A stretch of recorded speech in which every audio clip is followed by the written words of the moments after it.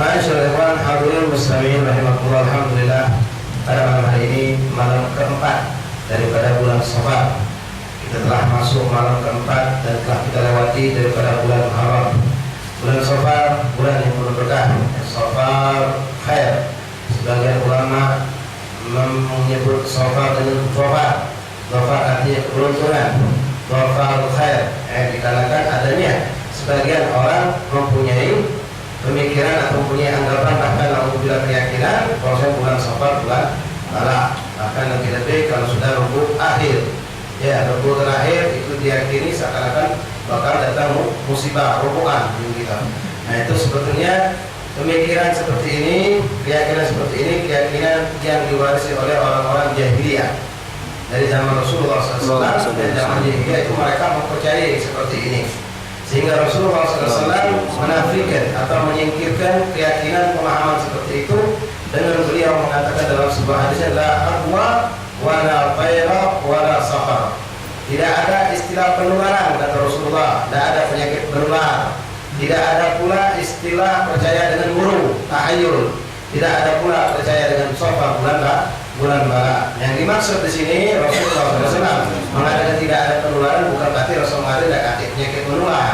Penyakit menular ada, bahkan Rasulullah sendiri menyuruh orang di antaranya dalam sebuah hadis menyuruh kita lari dari orang yang punya penyakit kolera, lebih jauh, lebih semangat untuk lari daripada kita kejar macan. Lari dan dekati mereka. Tapi Rasulullah sendiri kadang-kadang bila saksikan sahabat beliau ketika ketemu orang yang berpenyakit datang beliau tidak lari. Ya beliau tetap duduk, tetap menyambut mereka dengan senang hati, makan bersama mereka. Yang dimaksud di sini apa? Yaitu meyakini gara-gara si kurang aku ini kena penyakit ini. Itu yang dilarang oleh syariat. Ada penyakit menular jelas. Menjadi orang yang punya penyakit menular disyariatkan oleh Islam. Tapi kalau kita menyalahkan karena sebab musabab boleh jadi ada sebab tapi belum tentu itu jadi kenyataan. Boleh jadi sebagaimana mungkin pernah kita sampaikan bila antum sering lihat sebuah hadis Rasulullah mengatakan nasihat kepada Ibn Abbas di masalah tauhid, masalah keyakinan perlu kita pegang. Di dalam hadis tersebut artinya Rasul mengatakan tidaklah setiap kelalaian menimbulkan suatu musibah. Tidaklah suatu musibah harus diawali oleh suatu kelalaian. Artinya sudah ketentuan Allah. Nah, begitu pun masalah penyakit tadi. Boleh jadi, kebetulan misalnya alhamdulillah kawan kita mau televisi, kawan itu minum pakai gelas ini, dan adik kita mampir, nawai kopi ya, minum pula itu gelas ini, besok batuk-batuk gitu. Oh, aku lah batuk-batuk nih.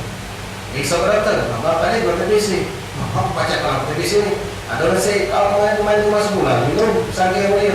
Itu betul bisa ya Allah nyesel yang aku kalau kau kata naiknya nggak boleh. Yang boleh macam ini apa sampai nyala atau juga sampai ketakutan kebetulan banyak bisa baik itu tidak tahu. Namun kita pun harus menjaga perasaan seorang mukmin muslim. Jangan muslim kafir pun kita harus jaga perasaannya.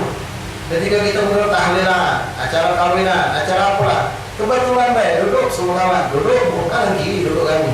Itu tidak tahu kalau sebalik kenapa ada penyakit koleng, penyakit apa lain, ikan ular. Bajunya rapi, pas tak sengaja dia tadi tu terangkat balik tengok no, ada kondis, misalnya kamar, ada penyakit apa lah, kolera apa, langsung kita tadi bisa nak lagi, sehingga kawan itu sembuh. Nah, tak boleh macam itu. Yakin, nak lulah dengan jemaah lulah, tidak, itu harus kita yakini. Bahwasanya apapun kalau mengenai terjadi. Kalau tidak. Mungkin berkat kita nahan hati dia dari dan nyinggung dia. Lah jangan dia disenggol dunia gitu. Dia bukan apa kita dia salaman dulu sama dia. Ya, tapi kita kata insyaallah ya punya nak jalan kaki. Tak jadi yakin buat kita. Ya, orang TBC batuk sebelah kita. TBC sebelah kita. Kita yakin kalau dia tidak. Tidak dong, mungkin saya dong tahan itu kalau TBC duduk jauh. Duduk tidak. Allah tidak yakin ilmunya. Nyampe kawan banyak rumah batuk-batuk untuk di sini. Mau ngapa aja kamu? Yang duduk sebelah kau tidak kenal. Itu sudah kehendak Allah. Nah ini yang dikatakan Rasulullah lah dua tadi itu tidak ada penularan maksudnya yang macam itu. Artinya jangan kita nyalahin. Nyalakan walaupun mungkin jadi itu memang sebabnya. Tapi kita harus keyakinan itu walaupun ada sebab kalau ada izin tidak juga jadi. Kalau ada izin tidak ada sebab jadi baik. Kenapa berikutnya penyakit tadi. Yang kedua, jangan percaya dengan burung. zaman dulu, kalau zaman jahiliyah itu memang sengaja orangnya mereka tuh. Kalau kita ini dalam syariat diajarkan syariat mengajarkan istikharah atau musyawarah, dua nih. Jalan yang kita pilih kalau kita kebingungan menentukan suatu perkara. Aku ini nak buka toko, mas, aku ini pasar butuh, buka cabang, bingung. Sana kami, situ kami, rumah tengah-tengah. Ini mana? Istikharah. Yang mana berberkah bagi kita? Istikharah itu musyawarah, tanya pengalaman. Nah itu pelajaran. Kalau zaman dulu jahiliyah tidak macam itu. Pairo, borong ini mainnya. Kalau dia nak ambil toko, nak buka apa, nak lakukan perjalanan, dia tidak besok. Terbang ini borong. Kalau borong terbang naik kucuk, oh hebat. Ah ini bagus, lokak maju, gitu. Naik kucuk. Kalau muter-muter, nah ini lokak dua, tak jadi. Kalau muter ke belakang, tak jadi lagi dia. Maka mundur. Nah ini tidak benar. Zaman kita pun ada yang percaya macam itu. Ya. Mana lagi duduk, akar-akar di kebun kalau tengok, ada burung gagak. Yang kok datang-datang, kalau meninggal rumah kita. Tak boleh percaya macam itu. Ya, itu termasuklah tak boleh kita percayai. Kadang-kadang ada yang betulan bagus, tapi Allah ada yang belum pernah dapat hadisnya. Mungkin ada yang belum dapat baik. Ini bagus sebenarnya. Kadang-kadang ada kuku-kuku. Kalau rumah ada kuku-kuku, atau ada kuku-kuku, nah kalau ada tamu, subhanallah datangnya tamu. Bukan kupu-kupu tadi cantik, nah kalau kaji dia orang berdua datang kupu-kupu tadi hitam-hitam, besar sangat, kalau kata ini masuk rumah. Nah itu juga tak boleh. Kalau kita punya keyakinan yang boleh ya kita husnuzon bersama Allah, apa yang kehendaki Allah terjadi. Yang jelas kita diizinkan Allah untuk berdoa. Ketika ada bakal datang bala musibah, kita disunahkan, diizinkan ikhtiar, diizinkan dan disunahkan untuk berdoa. Kalau masih kenal juga, masih datang juga, sudah itu ketentuan Allah. Ataupun kita sesali. Ya. Kemudian yang ketiga, bala safar, dan tidak ada istilah safar itu bulan bala. Rasulullah kata, Rasulullah menikahkan anak yang tercinta Sayyidah Fatimah Zahra di bulan Safar. Ya, mengenai orang anak kebukaan bulan Safar sepi. Bukan tenda itu, kata yang tenda, ngapu, kata yang ada bulan Safar. Takut kalah, tak jadi buka toko kaget bulan Maulid, ngawin anak bulan Maulid. Ya hamil rumah bulan Maulidnya masih berkah bulan Maulid itu, padahal dia takut bulan Safar. Ngaturnya berkah bulan Maulid, nah itu tidak benar. Bulan Safar berkah kalau Allah nakkan malah kapan kita ingat waktu terjadi contohnya saja jauh tsunami di Aceh beberapa tahun lalu bukan bulan Safar. Ya, mendekati hari Lebaran.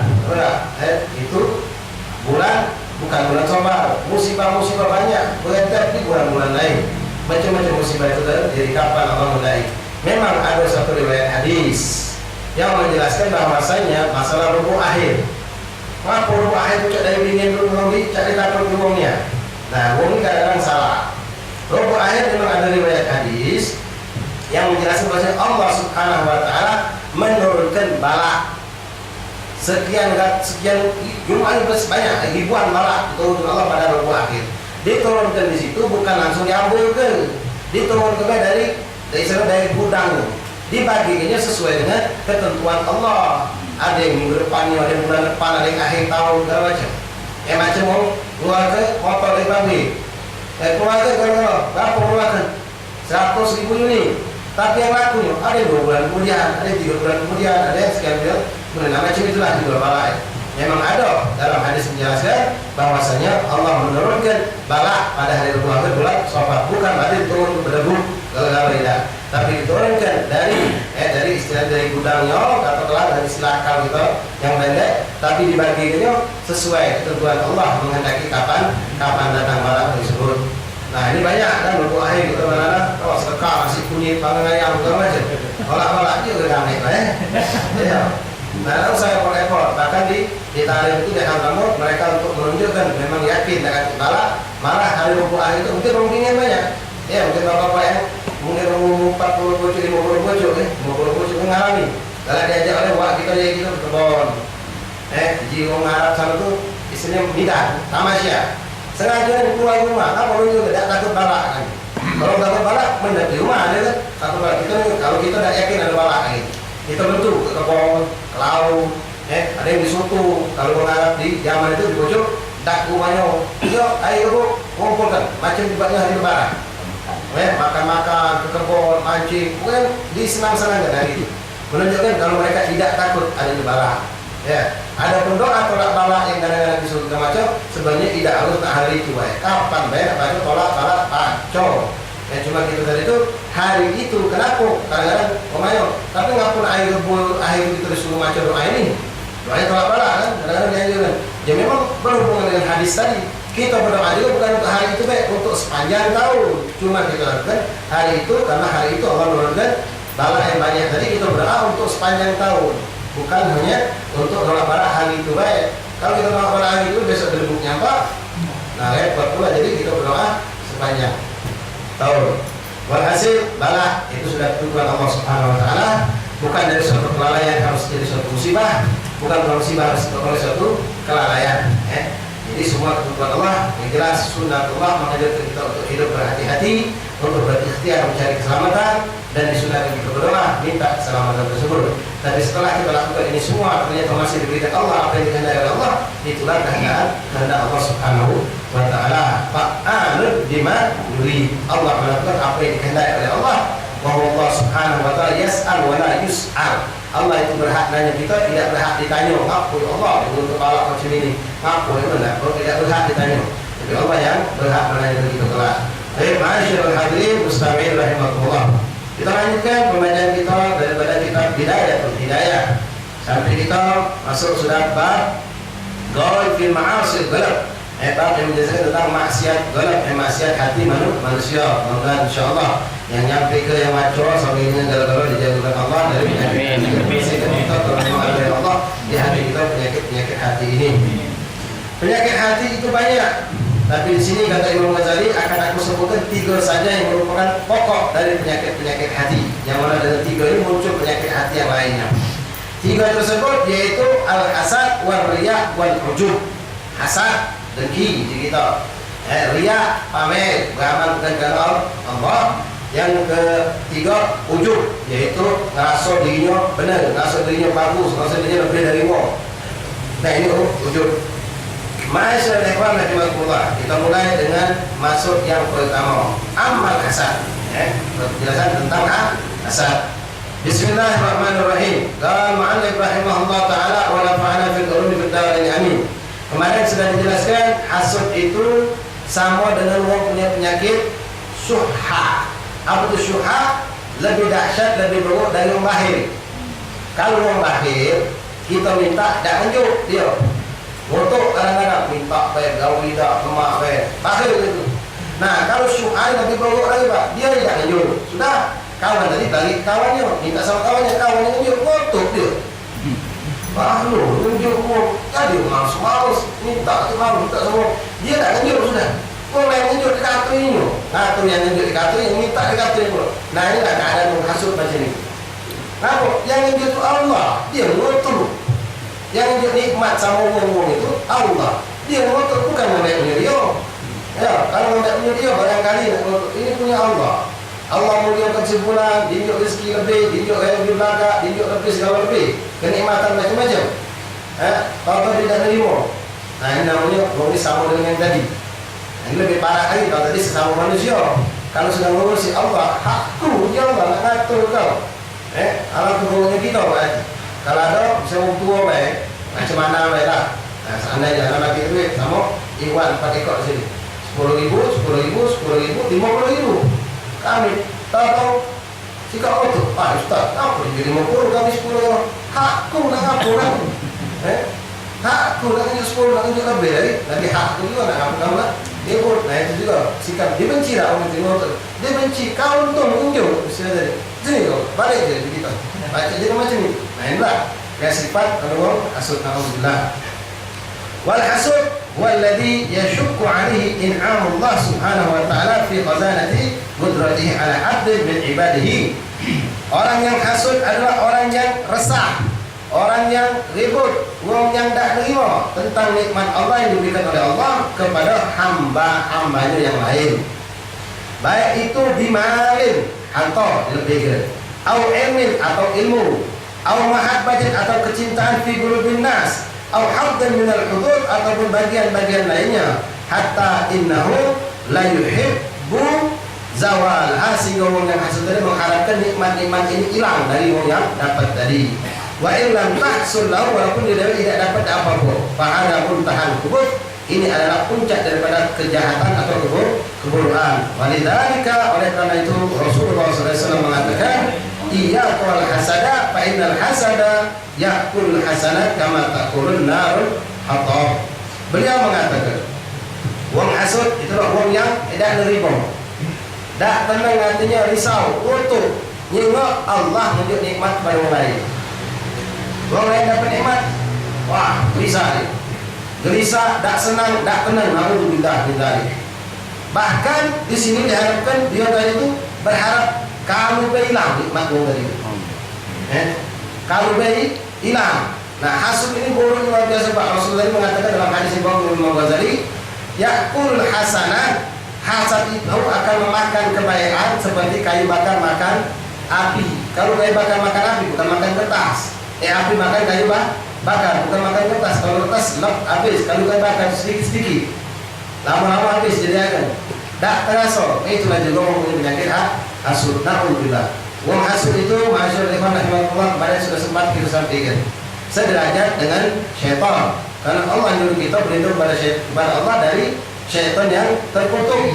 Nah, begitu pun Allah nyuruh kita berlindung kepada Allah daripada hasidin idza hasad, dari orang yang hasud. Orang yang hasud itu jelas-jelas dia dibenci oleh Allah. Apa? Dia tidak senang dengan tertibnya Allah. Allah ngatur dengan kesimpulan ini dagangannya maju, tak demen dia. Berarti jadi kurang ajar sama Allah. Ya, kita sebagai orang macam mana gambarkan tadi, nak unjuk 100, unjuk 10, apa nak waktu? Ya, itu hak mana? Ini Allah yang ngatur. Allah yang beritahu yang mana yang pantas untuk diinjak, yang mana yang tidak pantas untuk diinjak lebih. Nah, penyakit hasud ini akan menimbulkan bermacam-macam penyakit lain. Di antaranya apa? Hasud ini akan menimbulkan wong dari sanggup menfitnah, sanggup berbohong, sanggup berdusta, sanggup mencaci, menghibah, sukudon, bakal datang kalau sama dia. Ketika dia hasud, macam cerita yang ada gambar kemarin, ya, yang punya tokoh berdua tadi, kanan kiri, yang kawan lari semaju dia sepi, ya, mulai sukudon. Oke, aku kawan, kalau lagi semata mata, nah, mulai sukudon muncul. Kenapa timbul dari hasud tadi? Akhirnya dia tadi itu ada pula setan bentuk manusia yang ngewangi.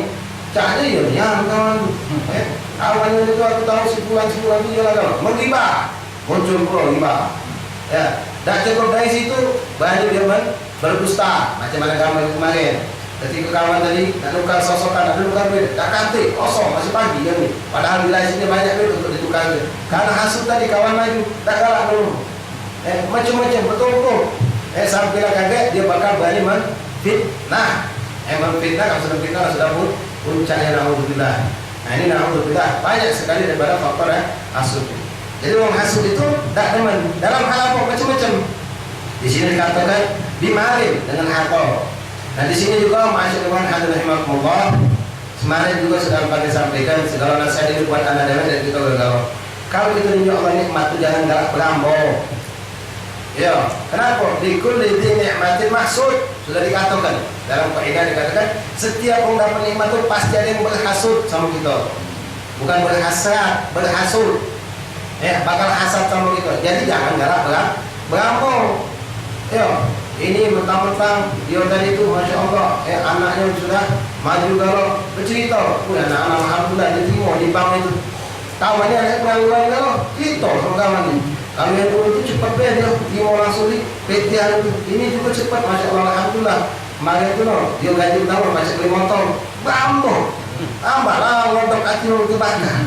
Tak usah bambu. Kalaupun juga diam-diam kalau tadi nanya, masya Allah anak kamu ada di motor, ya alhamdulillah. Gaji pertama dari itu nak disuruh ini dia dekat di motor. Lemah ini dong, mulai tanya, ini dia yang bambu. Jangan. Berampok, masya Allah, macam-macam. Kaget dapat ini orang itu, dapat apa yang baru bercerita. Nah ini naudzubillah. Jangan kita berdosa juga kalau jadi penyebab uang jadi hasud sama kita. Masyaallah hadirin rahimakumullah, kadang-kadang dalam kantor banyaklah hasud tadi itu. Ada juga au ilmin dari segi ilmu. Ada orang hasud dari segi ilmu. Kata Rasulullah SAW, La hasada illa fi isnain. Tidak boleh untuk dihasuti kecuali dua perkara boleh kita hasut. Ini pun bukan hasut namanya ripto. Ripto itu adanya keinginan, kepengenan, pengen macam dia, tapi tanpa mengharapkan yang dia dapat ini hilang. Kalau menghasut, mengharapkan kalau waktu udah hilang. Nah, hasut dia, tunggu lah kaki kapan-kapan kau pukul lah, kopol bakal. No, itu menghasut sudah. Mengharapkan hilangnya nikmat, itu menghasut. Wong hasud mengharapkan hilangnya nikmat. Nah, tapi kalau wong yang namanya ripto itu Pak kepengen macam budak santri banyak santri dia ini kawan ini baca bangun malam terus pengen juga pulang bangun malam mana coba usaha dia. Nah, cuma ripto ini Pak tipis. Subhanallah, memang urusan hati ini luar biasa. Tipis. Kita tahu tak kita ni ripto apa hasud? Tengok ketika kita ripto, anak balik ke hadis dulu. Rasulullah cuma dua perkara yang boleh kita hasuti dalam arti kata ripto. Siapa? Rajulun akrama bil ilmi wa yunfiq bil ilmi, wa rajulun akrama bil mal wa yunfiq fi mali. Orang yang Allah ilmu banyak, dia infakkan ilmu, dia ngajar. Ini boleh dihasuti dalam arti kata ripto. Oh ya, pengen juga. Subhanallah. Ustaz pulang ni, ada sebenarnya apa misalnya kosong? Wong ngapuran, cara nyampe tu mungkin salah. Aku anu mungkin apa mungkin hati anu ikhlas. Nah, dia boleh juga tingginya. Ketika dia nengok ustaz ini, maju dia pengen terus, pengen juga. Tapi tidak pengen, ustaz ini kalau model hasutkan lain, mau tak tahu dia yang punya tahu juga baca ngajar. Nah, itu mulai hasut. Apalagi model kawannya pernah jadi adik kelas dia. Ini adik kelas anak. Mulai dia. Bukan kamu tahu kan itu dia tahu, anak tahu kalau kan itu dia. Tak ngajar, macam tidak benar. Dulu mondok tidur terus orang lain atau itu hasut. Nah, kita. Tapi orang itu tidak macam itu. Bahkan orang yang itu kalau memangnya dia hadiri itu majlis ustaz tadi. Dia memang hadir pula majlis ustaz tadi. Apa? Mudah-mudahan dengan anak duduk berkat mesin atau berkat baca kami itu di sana. Nah, boleh jadi orang enggak yang macam itu. Dan orang dia tawaduknya ustaz ini padahal dia ustaz juga dah hadir majlis ini. Nah, ini orang teman nama dia. Enggak kan nama aku hadir jadikan pula majlis dia dengan izin Allah. Nah, begitu juga masalah harta. Jika Allah harta infak. Nah, kalau orang yang hasud artinya orang infak, oh ini terkasar dia ni atau dia. Padahal orang infak apa adanya. Tengok masjid tadi Masya Allah, apalagi orang yang biasa bahaya ini, orang infak ini biasa dihormati masyarakat. Ya, kawan ni tak baca berinfak. Tengok orang dihormati, Allah berkati. Dia datang kat yang tegak. Dia datang lambat kat yang tegak. Tengok sikap biaya atau sikap bapak ini, haji ni datang, biasa infak. Dia datang tegak orang kami. Nyambut dia menuju ke depan dulu. Wah, mulai. Kodok hatinya. Oh, kau tentang duit kamu. Apa yang mau hadir? Kamu penjilat kau. Berduit deh, menghormati. Hasut tadi itu. Gagal hasut muncul macam-macam. Aku segala macam. Tapi kalau orang tidak hasut, dia suruh ya Allah, syukur ya Allah, pengen jual aku rezeki yang banyak. Lemahnya, dia baca khidmat, dia baca nolong banyak, dicintai masyarakat. Bukan minta dihormati, dicintai masyarakat. Pengen aku ya Allah. Nah, itu orang tidak hasut gitu. Tapi di sini ma'asyar ikhwan hadirin rahimakumullah, kita nak tahu aku ni rita apa hasut nyingok. Ketika kawan tadi contohnya budak yang tahajud malam dari pesantren. Tengok kawan ni Masya Allah, kalau belajar dia dulu cinta sama dia, tahajud dia lakukan semayang jamaah, tak pernah lapar, tak pernah terlambat, sholat sunnah, walhasil Masya Allah, gara-gara sama budak ni. Yang kawan ni pengennya nak macam kau ni, pengen minta dia berdoa malam, berusaha, itu rita. Tapi ketahuan rita tidaknya murni, yang tidak namanya rita, apa ada selingan hasut. Tengok mak mana dia waktu seandainya dia menyaksikan kawan ni terlambat sholat. Kawan yang istiqomah itu, atau suami terlambat semayang, terlambat. Wassalamualaikum warahmatullahi wabarakatuh. Biasa sampai depan kan, dia dekat mana sih pulang. Lalu di belakang dia tegak lagi, terlambat buka. Lega hatinya. Nah, berarti bukan ripto selama ini. Hasut dia, ngapa? Senang dia kawan tu turun. Kawan istiqomahnya ini hilang. Tengok kawan tadi misalnya biasa semangat belajar, suatu saat di halaqah, di kelas, tengok ngantuk. Bukan dia gelisah, ya Allah ngantuk, kawan usia nak dibangun ke? Tidak, dia terangkan, kau ngantuk, kau sekali, aku nak ngantuk. Nah, itu bukan rito kan? Dia punya penyakit hasut. Ma'asyarah rahimahullah, itu ada tingkatan. Ya, ada tingkatan. Nah, tahu di kita hasut atau tidak? Pertama tadi kalau hasut, hasutnya, tapi ini cabang hasut kalau Hasud yang pertama, dia benar-benar mengharapkan nikmat yang didapat orang hilang. Itu yang hasud. Ada lagi, dia ketika nyingok, misalnya ada ustaz sama-sama ustaz, atau orang berduit sama orang berduit, yang berimbas semida, orang baik sama baik. Nyingok ada orang, dia hormat, dia biasa baik. Dia tak ada rata mengakui yang kau tegak ini nak nyela kamu, biasa baik dia nyingok.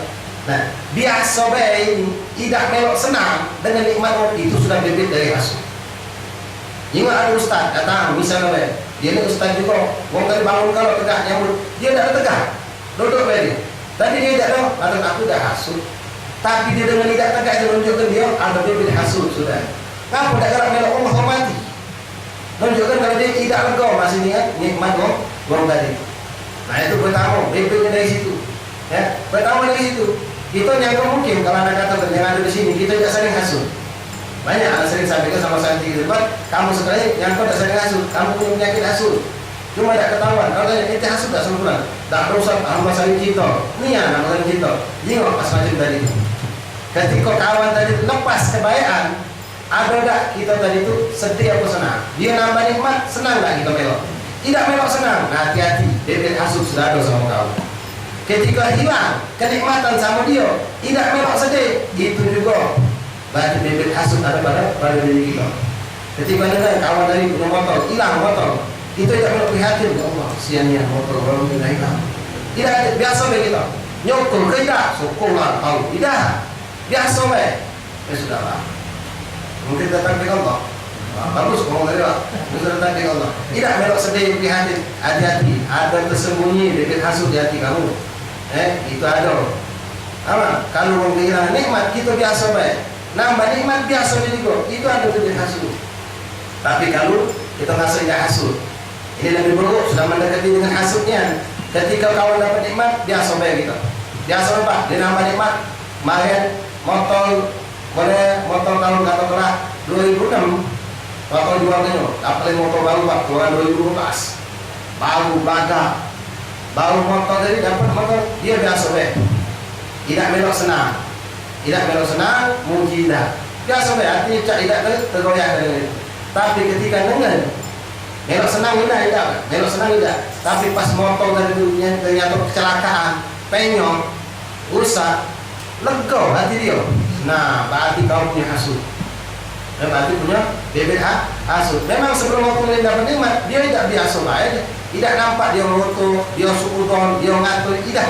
Tapi pas hilang nikmat itu, lega hatinya. Nah, ini berarti ada sudah punya bibit hasud lebih parah dari yang pertama tadi. Kalau yang lebih parahnya, kalau sudah di orang penikmat gelisah, mengharapkan hilang nikmat uang tadi. Bahkan alhamdulillah kadang-kadang kalau sudah hasud berlebih Pak, dia yang usahakan amal jalan nikmat hilang. Nah itu sudah parah. Mak mana cara bisa sudah hasudnya banyak kan kalau yang mau nonton sinetron itu, ya cerita sinetron itu kadang-kadang dibuat macam itu nih. Kan? Awal dari itu motornya, tiap pagi betul motor dengan lagi anak yang sikap lagi nggak motor belum beli baru lagi motor, sikap kuda anak kata kan, boleh hasud amal jalan tadinya hasud itu sedikit. Ditalakkannya tumbuh hasud terus macam kata Rasulullah macam kayu bakar terus nama besar besok-besok mana cara nak nyelaku ke tetangga ambilnya duri ambilnya paku ambilnya paku dia tahu si jinggonya mana kalau boleh negara nyepis motor berangkat pulang seknya berangkat pulang tadi disongkongnya dia kaget kalau dia nyepis motor kalau dia kendel-kendel nah ini belakang sampai macam itu kalau sudah hasud sudah berlebih, na'udzubillah kalau tidak dihilangkan. Ini na'udzubillah semua na'udzubillah. Jadi kalau kita nyingok dapat nikmat, menunjuk kepada itu sudah haknya Allah menjadi dia. Mungkin kalau aku macam dia aku lupa diri. Ingat ma'asyarah rahimahullah, Rasulullah pernah dapat daripada hadis qudsi ini Pak. Allah mengatakan kepada saya Muhammad, ada sebagai umat kau sengaja jadikan pakai ini maknanya kalau lihat. Ku jadikan dia miskin. Apa? Kalau dia ku jadikan kaya, aku tahu dia bakal kufur sama aku. Ya Muhammad, ada hamba kau jadikan kaya, dah ku jadikan miskin dia. Kenapa? Aku tahu kalau dia fakir dia bakal kufur sama aku. Ya Muhammad, ada hamba kau supaya ku jadikan sehat terus, jangan sakit. Kenapa? Aku tahu kalau dia ku jadikan sakit, dia bakal kufur sama aku. Ya Muhammad, ada sebagian hamba ku jadikan sakit terus dia. Kenapa? Aku tahu kalau dia tunjuk sehat, dia bakal maksiat sama aku. Nah inilah hasil Allah kita tidak tahu. Jadi apa yang dijanji Allah, terimalah kata Rasulullah tadi. Qanaah. Makanya la tartafid ma fi aidin nas. Jangan golek dengan apa yang di tangan umum. Yang galak buat kita sumber hasilnya buat galak ngumpul gak kuat. Habis mayang duduk pakar ini ngombalkan dari siko. Baik Pak Ahmad tuh Masya Allah mobil baru lagi ya.